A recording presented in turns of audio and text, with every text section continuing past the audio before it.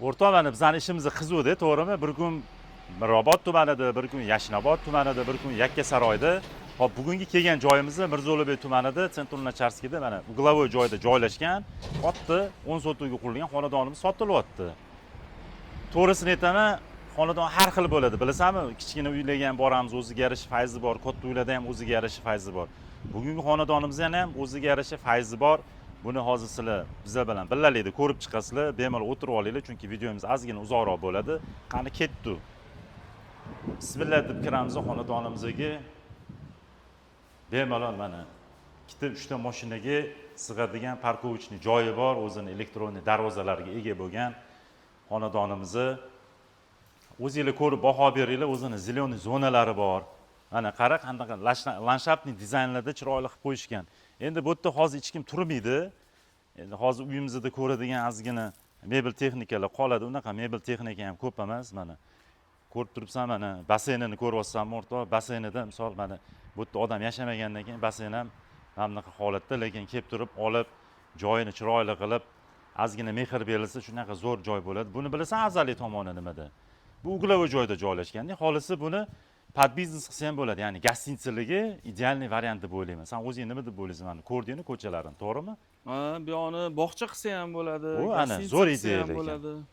Qara, bu letniy kuxnya qilib qo'yishgan, mana stullari bor, o'zini sanuzullari bor. Hovlisi to'g'risini aytaman, keng, katta, fayzli xonadon ekan. Hop, keyingi joyimizni endi uy ichini ko'rsatamiz, o'zini podvollari bor. Podvollari ham nima deydi anu? Keng, katta qilingan podvol ham. Patologiya adashmasam bir 3 metrdan baland bo'lsa kerak. Hop, akamizning aytishlari bo'yicha 6 yil oldin men bu travertin toshlarini qildirgan ekanlar, remont qilganda, romlarini ham o'shanga yarasha almashtirib, takoy mexanizmini chotki romlardan qo'ygan ekan. Kачестволari zo'r ekan. Men bu lustra ham takoy необычный, kinolarda ko'rganmisan. Qani endi ichkarini ko'ramiz. Ke bemalol o'zing uyingdagi his qilib o'tdi. Qara, kuxnyani qara o'rtoq. Kuxnya ham katta zalga o'xshar ekanda. Aytmoqchi bu yerdachi полный kamera наблюдение mana qara. Ko'rib turasan, qayerdan nima, mana ko'chalarni, hovlisini, ichkarini hamma yoqni ko'rsatib turadi. Dizaynlari chiroyli qilingan, keng qilingan, pishgan g'ishtdan qilingan.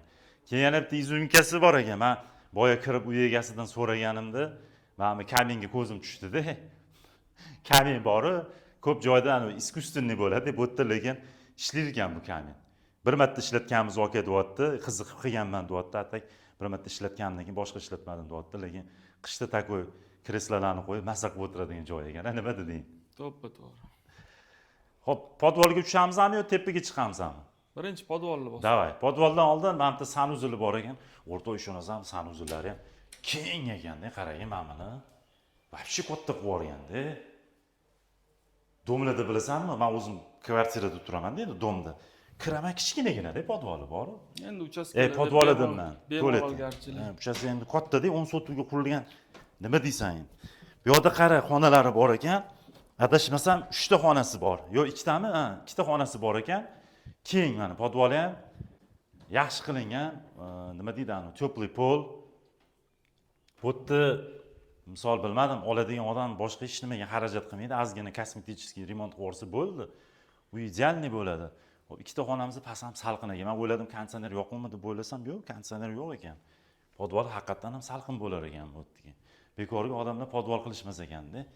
Endi ikkinchi qavatga ko'tarilamiz. Ikkinchi qavatga chiqadigan zinab qo'yamiz.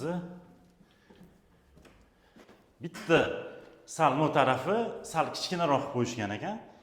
Bu tarafda sanuzul ekan, uni keyinroq ko'ramiz. Hop. Xonalari lekin juda ham mana bu master spalni deyiladi, o'rtoq.